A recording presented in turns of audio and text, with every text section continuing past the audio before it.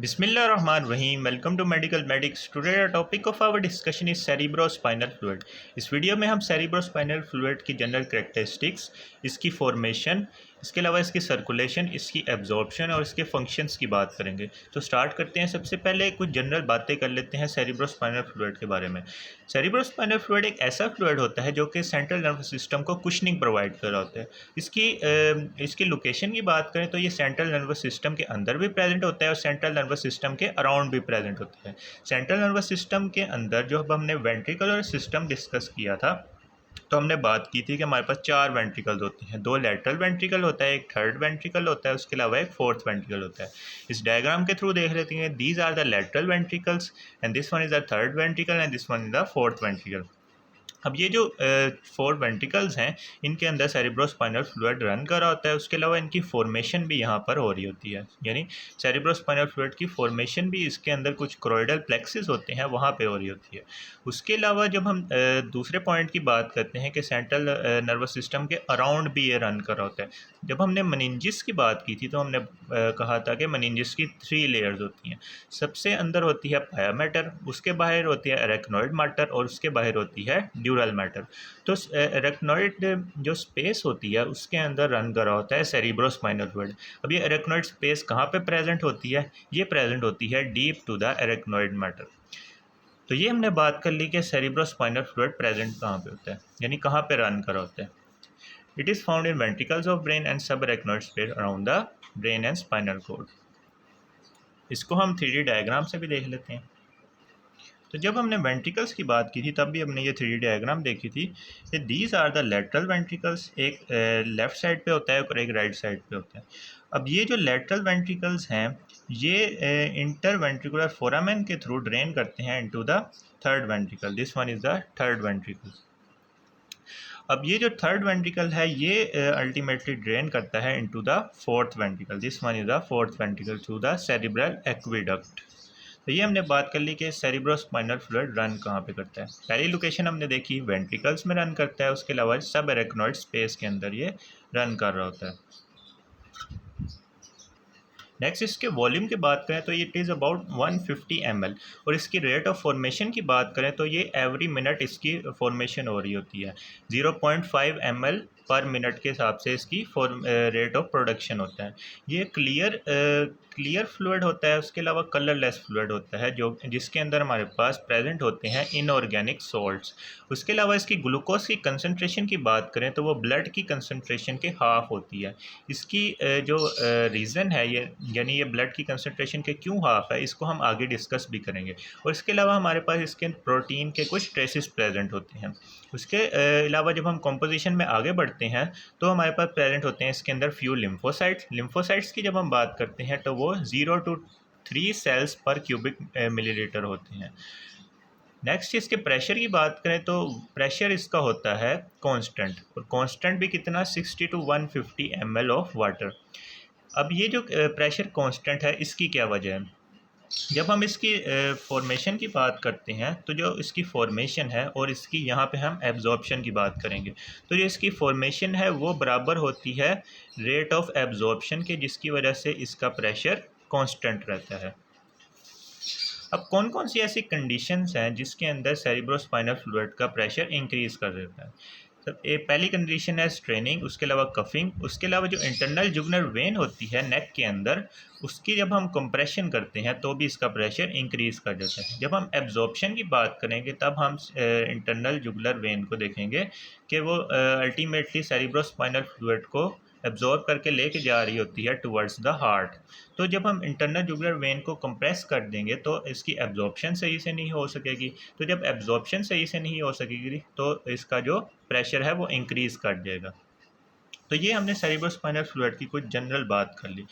Next हम इसकी formation की बात कर लेते हैं। फॉर्मेशन बेसिकली हमारे पास 3 सोर्सेज से हो रही होती है। एक होता है क्रोइडल प्लेक्सिस जो कि प्रेजेंट होता है लेटरल वेंट्रिकल्स के अंदर, उसके अलावा फोर्थ एंड थर्ड वेंट्रिकल के अंदर भी ये प्रेजेंट होता है। उसके अलावा जो वेंट्रिकल्स को लाइन करने वाले क्यूबिक शेप सेल्स होते हैं जिनको हम एपिंडाइमल सेल्स भी बोलते हैं, वहाँ से भी इसकी फॉर्मेशन हो रही होती है। उसके अलावा ब्रेन सब्सटेंस में जो पेरीवास्कुलर स्पेसिस होती हैं वहाँ से भी इसकी फॉर्मेशन होती है। नेक्स्ट हम क्रोइडल प्लेक्सिस को डिटेल से देख लेते हैं।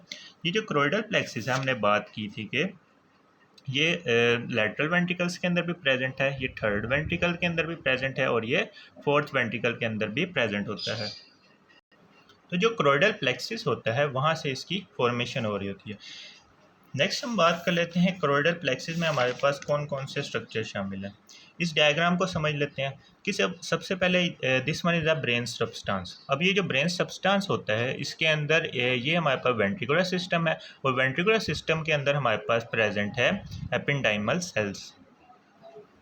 तो जो हमने बात की है कि क्रोइडल प्लेक्सिस होता है, क्रोइडल प्लेक्सिस कैसे बनता है उसको समझ लेते हैं। सबसे पहले हमारे पास आती है क्रोइडल आर्टरी। जो ब्लड सप्लाई ऑफ ब्रेन है उसके अंदर हमारे पास कुछ ऐसी आर्टरीज होती हैं जो कि ब्रांचेस देती हैं, उनको हम बोलते हैं क्रोइडल आर्टरीज। ये क्रोइडल आर्टरीज रन करती हैं वेंट्रिकल्स की तरफ और वेंट्रिकल्स को लाइन करने वाले सेल्स हैं, these are the cubic shape ependymal sales.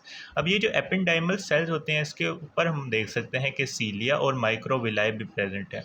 ये जो सीलिया और माइक्रोविलाई है ये इसकी सर्कुलेशन करवा रहे होते हैं, यानी ये रैपिड मूव करके सेरिब्रोस्पाइनल फ्लूइड की सर्कुलेशन को करवा रहे होते हैं। तो जो क्रोइडल प्लेक्सिस होती है उसकी फॉर्मेशन को समझ लेते हैं। क्रोइडल प्लेक्सिस कैसे बनता है कि सबसे पहले हमारे पास आती है क्रोइडल आर्टरी। जब ये क्रोइडल आर्टरी ब्रेन सब्सटेंस के अंदर की तरफ जाती है टुवर्ड्स द वेंट्रिकल्स, तो इसको सराउंड कर लेता है layer of innermost layer of the meninges which is called the pia matter. This one is the pia matter. अब ये जो दो चीज़ों का कॉम्प्लेक्स बन गया है, यानी क्रोइडल आर्टरी और पाया मैटर, इन दो के कॉम्प्लेक्स को हम बोलते हैं टीला कोर्डाई। तो जो टीला कोर्डाई है उसमें बेसिकली दो चीज़ें हैं, एक है पाया मैटर और एक है क्रोइडल आर्टरी। अब ये जो दोनों चीज़ें हैं ये जब आगे एंटर करती हैं तो इनको सराउंड कर लेते हैं एपेंडाइमल सेल्स। इधर हम देख सकते हैं कि इनको किन्होंने सराउंड कर लिया है, एपेंडाइमल सेल्स ने इसको सराउंड कर लिया है। अब हमारे पास तीन चीज़ें आ गई, एक क्रोइडल आर्टरी आ गई, उसके अलावा पाया मैटर आ गया, उसके अलावा एपेंडाइमल सेल्स आ गए। अब ये जो तीन चीज़ें बनी हैं इन तीन चीज़ों के कॉम्प्लेक्स को हम बोलते हैं क्रोइडल plexus.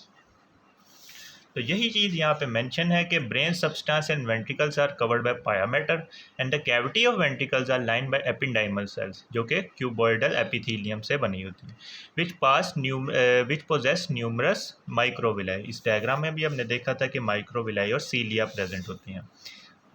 So when choroidal artery come to the cavity they form the capillaries from which the veins come out of cavity and out of the brain substance। इधर हम देख सकते हैं कि जब बाहर की तरफ आती हैं तो वो क्रोइडल वेन्स आती हैं। when fold of these arteries are covered by pia mater it is called a telochordai। जब इन आर्टरीज के फोल्ड को सराउंड किया पाया मैटर ने तो इसको हमने कह दिया टीला कोर्डाई। अब ये जो टीला कोर्डाई है ये जब आगे जाता है तो इसको सराउंड कर लेते हैं एपेंडाइमल सेल्स। अब इन तीन चीज़ों के कॉम्प्लेक्स को हम बोल देते हैं क्रोइडल plexus. When tila chordai is surrounded by a layer of ependymal cells, it is called the choroidal plexus। तो ये हमने क्रोइडल प्लेक्सिस की फॉर्मेशन की बात कर ली। नेक्स्ट हम CSF की फॉर्मेशन की बात कर लेते हैं। तो जो एपिथेलियल सेल्स होती हैं क्रोइडल प्लेक्सिस के, एपिथेलियल सेल्स क्या सिक्रीट करते हैं, सोडियम को सिक्रीट करते हैं। तो जब ये सोडियम को सिक्रीट करते हैं तो जब एक पॉजिटिव चार्ज हमारे पास अंदर आ रहा है तो उसको बैलेंस करने के लिए नेगेटिव चार्ज भी उसकी भी पैसिव सिक्रीशन होगी। तो जब due to increase sodium chloride ion भी हमारे पास पैसिवली सिक्रीट हो जाते हैं, यानी चार्ज को बैलेंस करने के लिए सोडियम की वजह से क्लोराइड आयन भी पैसिवली सिक्रीट हो जाते हैं। अब ये जो दो आयन्स होते हैं इनकी वजह से क्या होता है कि ऑस्मोटिक प्रेशर इंक्रीज़ हो जाता है। ऑस्मोटिक प्रेशर कैसे इंक्रीज़ होता है कि एक सोल्यूशन है वाटर का, उसके अंदर जब हम सॉल्ट डाल देते हैं, फॉर एग्जांपल जब सॉल्ट डाल देते हैं तो उसके अंदर सोल्यूट की कंसंट्रेशन इंक्रीज़ हो जाती है। तो सोल्यूट की कंसंट्रेशन जब इंक्रीज़ होती है तो सोल्यूट की कंसंट्रेशन कह सकते हैं या इनऑर्गेनिक आयंस की कंसंट्रेशन कह सकते हैं। तो जब इनकी कंसंट्रेशन इंक्रीज़ होती है तो हम कहते हैं कि इस सोल्यूशन का ऑस्मोटिक प्रेशर ज़्यादा हो गया। तो इस ऑस्मोटिक प्रेशर को ओवरकम करने के लिए हमारे पास ऑस्मोसिस हो जाती है वाटर की। तो यही चीज़ यहाँ पे मेंशन है कि these ion increase the osmotic pressure, यानी सोडियम एंड क्लोराइड आयन ने क्या किया, ऑस्मोटिक प्रेशर को इंक्रीज़ कर दिया, जिसकी वजह से वाटर की मूवमेंट होगी ऑस्मोसिस के थ्रू। उसके अलावा जो ये एपिथेलियल सेल्स होते हैं, इसके अंदर हमारे पास ग्लूकोज के ट्रांसपोर्टर्स मौजूद होते हैं। ग्लूकोज के ट्रांसपोर्टर्स क्या करते हैं कि जो हमारे पास कोरोइडल आर्टरीज ब्लड के थ्रू ग्लूकोज को ला रही होती हैं, उसमें से half as compare to blood की कंसनट्रेशन के हाफ हमारे पास प्रेजेंट होता है glucose in the cerebrospinal fluid. अब कौन से ऐसे ट्रांसपोर्टर्स होते हैं जिनके थ्रू ग्लूकोज की ट्रांसपोर्ट हो रही होती है? तो हमारे पास यहाँ पे जो क्रोइडल आर्टरीज की एपिथेलियम होती है, उसके हम ऊपर हमारे पास प्रेजेंट होते हैं GLUT1 ट्रांसपोर्टर्स।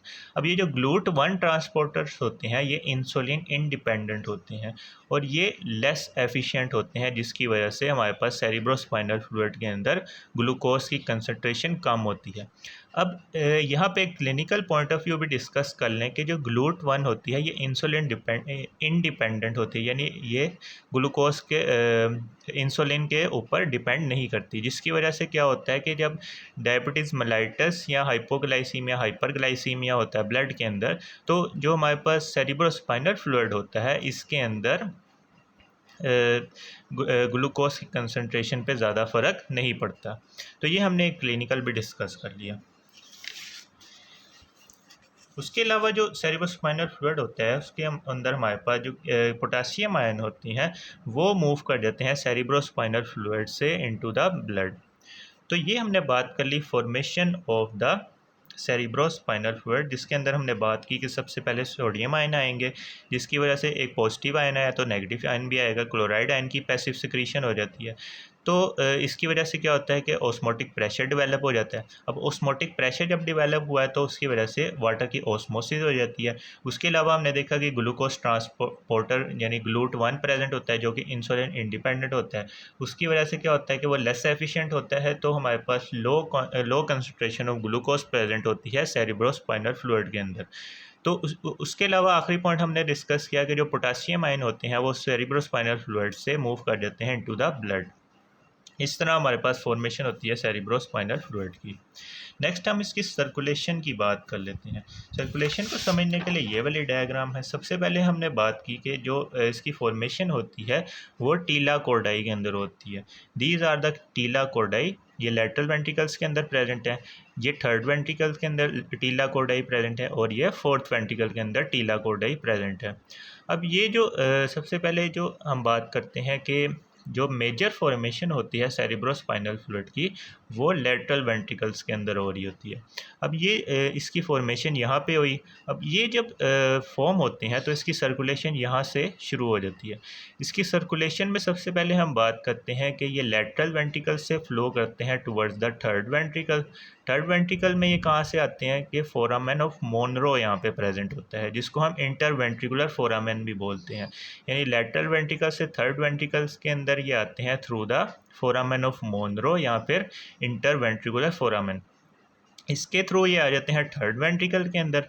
अब थर्ड वेंट्रिकल के बाद ये आ जाते हैं मिड ब्रेन के अंदर। हमारे पास प्रेजेंट होती है सेरिब्रल एक्विडक्ट।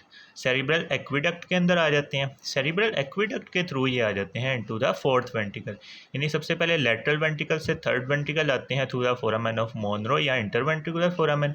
फिर थर्ड वेंट्रिकल से फोर्थ वेंट्रिकल में आते हैं थ्रू द सेरिब्रल एक्विडक्ट। अब ये जो फोर्थ वेंट्रिकल है, इसके थ्रू इसके दो कोर्सेज हैं। एक कोर्स है कि ये मूव कर देगा इनटू द सेंट्रल कनाल, या जिसको हम स्पाइनल कनाल भी बोलते हैं, और एक इसका पाथवे है toward the sub arachnoid space. अब ये सब एरेक्नॉइड स्पेस के अंदर कैसे जाएगा?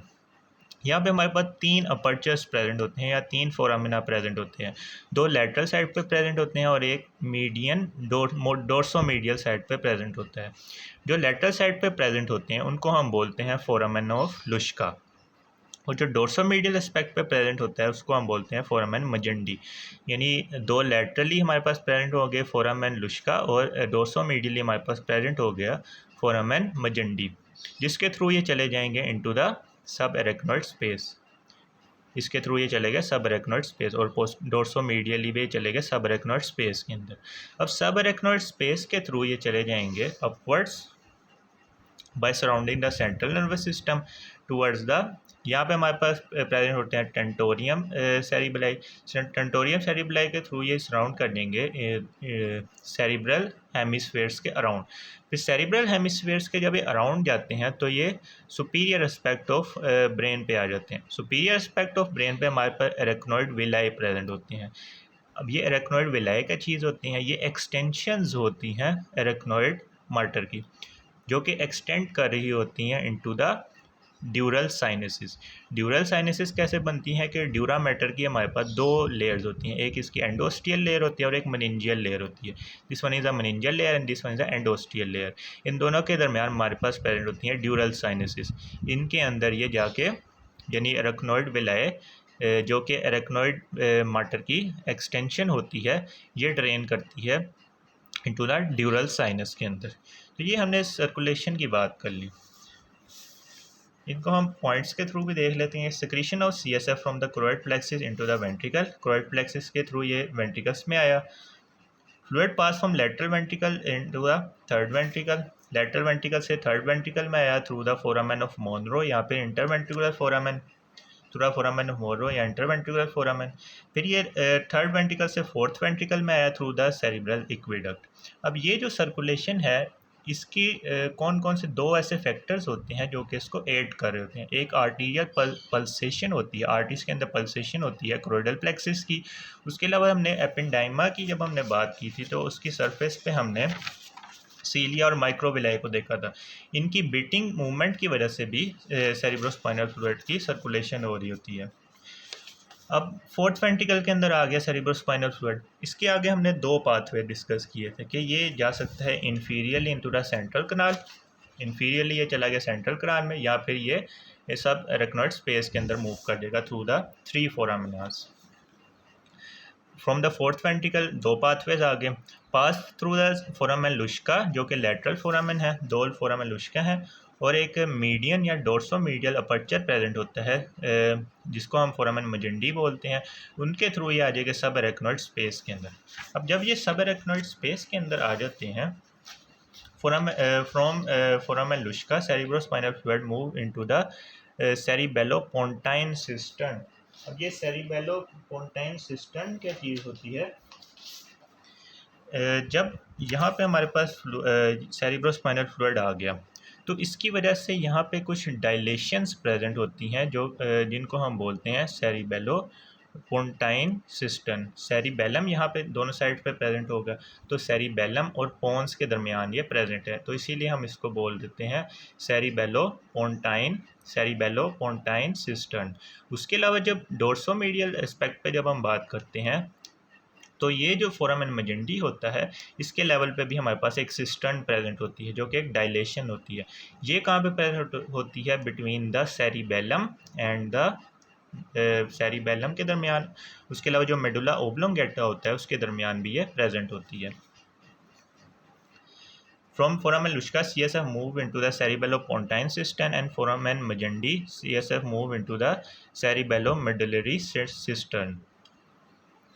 अब ये जो दोनों सिस्टर्न्स हैं इसके बाद ये मूव कर देगा inferior surface of the cerebrum through the tentorial notch of the tentorium cerebelli. Tentorium cerebelli separate करता है सेरिबेलम को फ्रॉम द सेरिब्रम, वहाँ पे ये मूव कर जाएगा थ्रू द टेंटोरियम नोच। फिर ये आ जाएगा inferior surface of cerebrum, inferior surface of cerebrum के ऊपर आ गया ये। Move superiorly over the lateral aspect of cerebral hemisphere, superiorly move करे toward the lateral aspect of cerebral hemisphere. Move superiorly over the lateral aspect of cerebral is assisted by the pulsation of the cerebral arteries. Cerebral arteries भी यहाँ पे present होगी। जो arteries भी होती हैं वो भी होती हैं सब एरेक्नॉइड स्पेस के अंदर, तो उनकी पल्सेशन की वजह से ये मूव सुपीरियरली कर जाता है।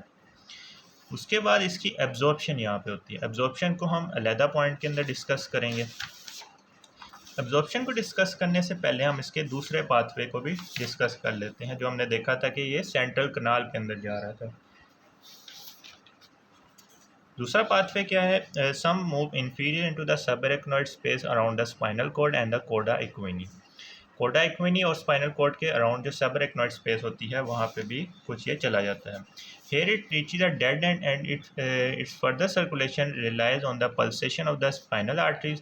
जो spinal arteries की pulsation होती है उसके ऊपर इसकी further circulation depend कर रही होती है. उसके अलावा vertebral column की movement respiration के ऊपर depend कर रही थी, cuffing and changing position of the body के ऊपर ये depend कर रही होती है. यानी यहाँ पे जो present होता है और जो सेंट्रल कनाल के अंदर प्रेजेंट होता है इंफीरियरली सेरिब्रोस्पाइनल फ्लूइड, उसकी सर्कुलेशन इन फैक्टर्स के ऊपर डिपेंड कर रही होती है. तो ये हमने सर्कुलेशन की बात कर ली. नेक्स्ट हम इसकी एब्जॉर्प्शन की बात कर लेते हैं. एब्जॉर्प्शन की जब हम बात करते हैं तो हमने बात की थी कि जो एरेक्नोइड विलाए होते हैं उसके थ्रू इसकी एब्जॉर्प्शन हो रही होती है.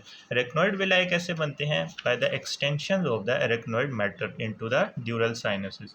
Main site of CSF absorption are the arachnoid villi, जो कि डाइवर्टिकुलम होते हैं सब एरेक्नोइड स्पेस के, जो कि पियर्स करते हैं ड्यूरा मैटर को. इस डायग्राम में हम देख सकते हैं कि ये एक्सटेंशन है सब arachnoid matter and the sub arachnoid space की इनटू द ड्यूरल साइनसेस, जो कि प्रेजेंट होते हैं between the two layer of the dura mater. These villi open into the dural venous sinuses, especially the superior sagittal sinus. Superior sagittal sinus present होता है. Fox cerebri की जब हम बात करते हैं तो वो इस तरह प्रेजेंट होता है, उसके ऊपर ऐसे करके between the two cerebral hemisphere हमारे पास प्रेजेंट होता है सुपीरियर सैजिटल साइनस. जब हम सजाइटल सेक्शन की बात करते हैं तो उसके थ्रू ही आप समझ लें कि सुपीरियरली प्रेजेंट होगा और सजाइटली प्रेजेंट होगा एक sinus. These villi tend to group together to form the arachnoid granulation. अब arachnoid granulation क्या होती है कि जो arachnoid villi होता है उसका ही ग्रुप को हम arachnoid granulation बोल देते हैं. अब इसको कैप कौन कौन से स्ट्रक्चर करते हैं? एक थिन सेलुलर लेयर होती है, उसके अलावा एंडोथीलियम होती है वीनस साइनसेस की. ये जो ग्रैनुलेशंस होती हैं arachnoid ग्रैनुलेशन, ये एज के साथ साथ नंबर और साइज़ के अंदर इंक्रीज कर जाती हैं और ये एडवांस एज के अंदर जाके कैल्सीफाई भी हो जाती हैं. CSF absorption into the venous sinus occur when the CSF pressure exceed to the venous pressure in the sinuses. जो यहाँ पे प्रेजेंट प्रेशर होगा और यहाँ पे प्रेशर प्रेजेंट होगा, तो जब सब एरेक्नोइड स्पेस के अंदर हमारे पास प्रेशर इंक्रीज कर देगा as compare to pressure in the dural venous sinuses, तो हमारे पास एब्जॉर्प्शन होगी CSF की into the dural venous sinuses. यानी प्रेशर के जनरल प्रिंसिपल की जब हम बात करते हैं तो हमेशा फ्लूइड मूव करता है low high pressure toward the low pressure. तो जब यहाँ पे प्रेशर हाई होगा तो फ्लूइड मूव कर देगा into the dural venous sinuses. Fine tubules line with the endothelium permit a direct flow of fluid from the subarachnoid space into the lumen of the venous sinuses. हमारे पास fine tubules present होती हैं endothelium के around, जो कि one directional flow को permit करती हैं from the subarachnoid space into the dural venous sinuses. तो ये हमने एब्जॉर्प्शन की बात कर ली. नेक्स्ट हम सेरिब्रोस्पाइनल फ्लूइड के फंक्शंस को डिस्कस कर लेते हैं. ये कुशनिंग प्रोवाइड कर रहा होता है सेंट्रल नर्वस सिस्टम को फ्रॉम द ट्रोमा. उसके अलावा ये प्रोटेक्ट करता है. उसके अलावा मैकेनिकल बायोन्सी और जो सपोर्ट होती है ब्रेन को वो प्रोवाइड कर रहा होता है.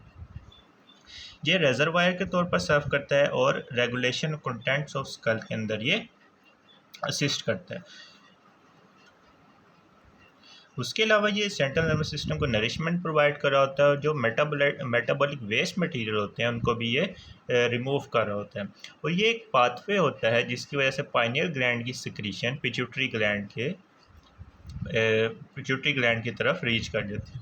तो ये हमने बात कर ली फंक्शंस ऑफ सेरिब्रोस्पाइनल फ्लूइड के बारे में. उसके अलावा जो फ्लो होता है सेरिब्रोस्पाइनल फ्लूइड का from the subarachnoid space into the dural venous sinus, उसके बारे में वो ये कहते हैं कि जब प्रेशर इंक्रीज़ होता है वीनस साइनस के अंदर, तो ये जो प्रेशर जब एक्सीड कर जाता है सेरिब्रोस्पाइनल फ्लूइड के प्रेशर से, तो उसकी वजह से क्या होता है कि जो टिप्स ऑफ विलाई होते हैं वो क्लोज कर देते हैं ट्यूब्यूल्स को. यानी जो ट्यूब्यूल्स होती हैं उसको ये क्लोज कर देते हैं, जिसकी वजह से हमारे पास टू वे डायरेक्शनल फ्लो नहीं होता सेरिब्रोस्पाइनल फ्लूइड का, यानी वन वे फ्लो होता है from the subarachnoid space into the dural venous sinuses. Dural venous sinuses से ये फ्लो बैकवर्ड नहीं होता into the subarachnoid space. So arachnoid villi serve as a valve, जिसकी वजह से एरेक्नोइड विलाई वॉल्व के तौर पर एक्ट करती हैं। उसके अलावा एक और ऐसी जगह होती है जहाँ से हमारे पास CSF की एब्जॉर्प्शन हो रही होती है। ये कौन सी जगह होती है कि सबरेक्नोइड स्पेस, उसके अलावा कुछ जो CSF होता है वो डायरेक्टली एब्जॉर्ब होता है into the veins in the subarachnoid space, यानी जो सबरेक्नोइड स्पेस के अंदर ही हमारे पास आर्टरीज और वेन प्रेजेंट होती है, उसके अंदर ही जो वेन्स प्रेजेंट होती है उसके थ्रू ही हमारे पास कुछ CSF एब्जॉर्ब हो जाता है। उसके अलावा जो पेरी न्यूरल लिम्फ वेसल्स होती हैं क्रेनियल एंड स्पाइनल नर्व्स की, उसके थ्रू भी CSF की एब्जॉर्प्शन हो रही होती है। तो जो CSF की प्रोडक्शन और CSF की एब्जॉर्प्शन होती है, इन दो का जो रेट होता है वो आपस में बराबर होता है, यानी CSF की प्रोडक्शन और CSF की एब्जॉर्प्शन आपस में, यानी इन दोनों का जो रेट होता है वो बराबर होता है। अब इन दोनों का जो रेट बराबर होता है, इसकी वजह से क्या होता है कि जो प्रेशर होता है सेरिब्रोस्पाइनल फ्लूइड का वो कांस्टेंट रहता है, यानी वेंट्रिकल्स के अंदर भी कांस्टेंट रहता है और सबरेक्नोइड स्पेस के अंदर भी प्रेशर कांस्टेंट रहता है, क्योंकि फॉर्मेशन बराबर है एब्जॉर्प्शन के। So this was all about the cerebrospinal fluid. If you like this video, then kindly share it with your friends and subscribe to my channel.